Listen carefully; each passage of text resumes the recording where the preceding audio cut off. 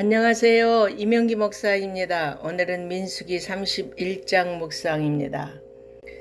26장에서 30장으로 인해 잠시 중단되었던 25장 이야기가 이제 다시 이어집니다. 하나님이 미디안에게 이스라엘의 원수를 갚으라고 하신 이유는 부올에서 일어났던 일 때문입니다. 그 일로 하나님이 진노하셨고 연병의 징계로 죽은 이스라엘 사람이 24,000명이었다는 사실은 하나님이 그 일을 얼마나 심각하게 여기셨는지를 보여줍니다. 그래서 미디안 사람들에게 이제 그 책임을 물으시는 것입니다. 그들은 악한 의도를 가지고 접근해서 이스라엘이 범죄하도록 만들었습니다. 하나님은 사랑하는 자녀들을 유혹해서 죄에 빠지게 한 자들을 엄히 다스리시는 분임을 보여줍니다. 이스라엘 군대는 하나님의 명령에 따라 미디안의 남자들과 5 왕 그리고 이스라엘을 걸려 넘어지게 한 발람을 죽였습니다.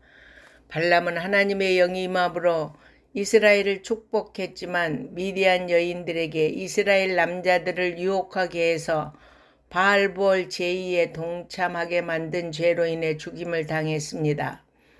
미디안과의 전쟁에서 대승을 거둔 이스라엘 백성은 엄청난 전리품을 가지고 돌아왔습니다. 미디안의 부녀들과 아이들을 사로잡아왔고 가축과 양떼와 재물들을 탈취했으며 미디안의 모든 성읍과 촌락을 불살랐습니다. 놀라운 것은 이스라엘 군사들은 단 한 명도 희생되지 않았다는 것입니다. 이 승리는 이스라엘이 장차 가나안 땅에서 얻을 승리의 보증이 됩니다. 이스라엘이 하나님의 말씀에 순종하기만 하면 언제든지 승리가 주어질 것을 미리 보여주신 것입니다. 미디안과의 전쟁에서 대승을 거두고 돌아온 지휘관들은 열렬한 환영식을 기대했지만 칭찬 대신 모세에게 책망을 받았습니다. 그 이유는 이스라엘 남자들을 유혹해서 음행과 우상 숭배에 빠지게 했던 미디안 여자들을 데려왔기 때문입니다. 만약 그들이 이스라엘 진영으로 들어오게 된다면 우상 숭배가 연병처럼 번지게 될 것입니다. 그래서 모세가 불같이 화를 내고 남자와 동침하지 않는 여인들만 제외하고 모두 죽이라고 명령했습니다. 모세의 이러한 조치는 지긋지긋한 우상 숭배의 고리를 모두 끊어버리기 위한 것이었습니다. 음란함이 이스라엘 공동체 안에 침투하지 못하도록 미연에 방지한 것입니다. 하나님은 이스라엘 공동체 안에 부정함이 침투하지 않도록 전쟁에 참여한 군인들이 정결하게 되는 의식을 치르게 하셨습니다. 그들은 진영 밖에서 일주일간 내면을 정결하게 하는 시간을 보냈습니다. 성도는 죄를 지으면 그것을 가볍게 여기지 말고 즉시 회개해서 영혼을 성령으로 다시 거룩하게 유지해야 합니다. 하나님은 미디안과의 전쟁에서 취한 전리품의 분배 원칙까지 알려주심으로 하나님 나라의 질서를 세워나가게 하셨습니다. 그러므로 전리품의 분배자는 모세가 아니라 하나님이십니다.